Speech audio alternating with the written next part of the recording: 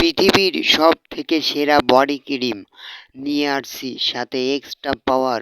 কুচকুচে কালো বডি হবে ভূতের মতো সাদা ফর্সা, তাও আবার ইমার্জেন্সি ভাবে ভাইরাল হোয়াইটেনিং বডি ক্রিম।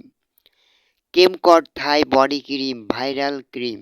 এই বডি ক্রিমটি একদম মাখনের মতো টেক্সচার, যা বডির স্কিনকে সুপার ফাস্ট ব্রাইট করবে এবং শীতেও এটি বডি লোশনের মতো কাজ করবে।